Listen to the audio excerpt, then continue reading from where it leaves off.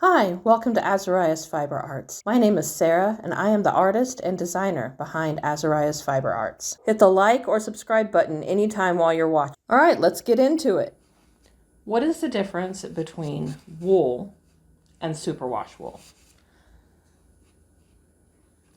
So this one says 100% U.S. grown wool. There's no modifiers. It's not virgin wool. It's not superwash wool. It's just wool. Some labels will say that it's non-superwash wool because superwash wool has become such a big deal in the industry and everybody wants it. So most things are superwash. Maybe not most, a lot. There is a lot of superwash wool available. Not just merino. There's BFL now and a couple of other breeds that I'm completely drawing a blank on at the moment. The key thing to superwash wool versus regular wool is regular wool will felt and non-superwash wool will not felt. So I have a before picture of this little swatch here. And while it didn't felt as much as I expected, it was only one wash. This is where I had it pinned to the tablecloth. Here's the picture of it pinned to the tablecloth. This is where I had it pinned to the tablecloth, and it did shrink up on the tablecloth, but there's still stitch definition. But this is after just one wash, how much stitch definition has been lost.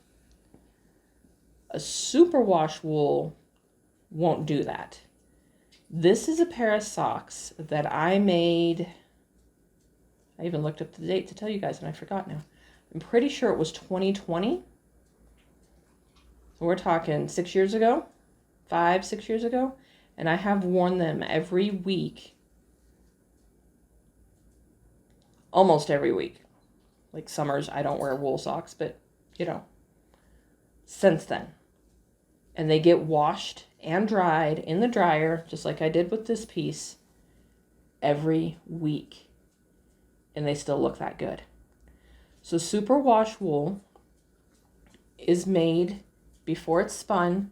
They strip the scales. So the scales, the shaft of a hair that's wool, just one, has all these little scales sticking out of it. It sheds dirt, it repels water, but it's also what causes the wool to felt. When agitated, warm water, a little bit of soap, or just some agitation consistently is applied, those scales will start sticking together and they will be hard to come apart. The more they stick together, the harder it is to get them apart. So the superwash process strips each hair of its scales, or it makes them lay down so that they can't get to each other. This is most often done by applying a polymer to the wool, and then they spin it. Superwash is slicker. It's softer. It grows a lot when it's wet. It doesn't have the memory that this does. See, that goes back real easily.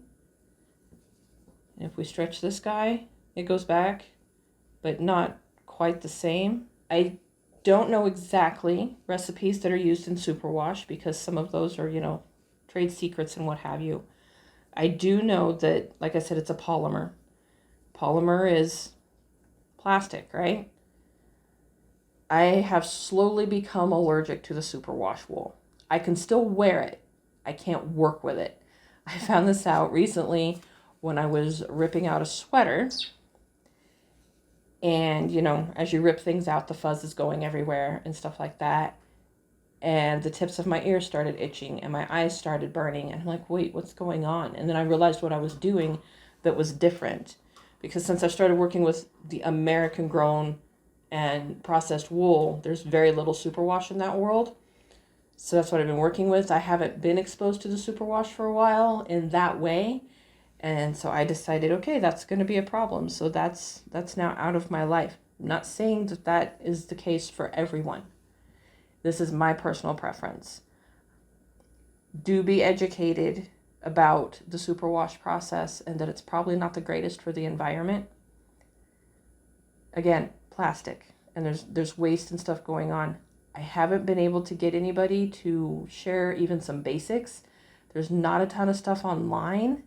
Like I said, a lot of trade secrets going on here, which is fine. I have no problem with that. I like to be an educated consumer, and I know enough now about superwash personally, from personal experience, to know that I'm not going to be able to work with it anymore. The biggest differences are, this is a little bit softer than this one, only a little. This one will not felt in the washing machine and the dryer. This one will. This one will shrink up a lot more if I really wanted it to. This one will not do that. This is good for like baby blankets and stuff like that. I don't know about fire resistance issues. I've not looked into that. If that's something you're concerned about, again, educate yourself. But there is a difference between the superwash wool and the non-superwash wool. So just be aware of that. Be aware of who you're gifting to. Be specific about the care instructions. If it can be just thrown in the washer and dryer, tell them that. That's probably going to make a lot of people happy. A lot of people like wool. They don't like the care of wool because it does take a little bit of extra time to wash something, by hand or throw it in the sink and then remember, oh wait, I have something in the sink that's soaking and I need to go take care of it. So just be mindful of what you're doing and who you're making for. Superwash, non-superwash. If this tutorial was helpful for you, please hit the like button. Be sure and subscribe so you don't miss anything. Thank you for watching. If you have more questions, you're welcome to leave a comment below or email me, Sarah@azariasfiberarts.com. Happy making!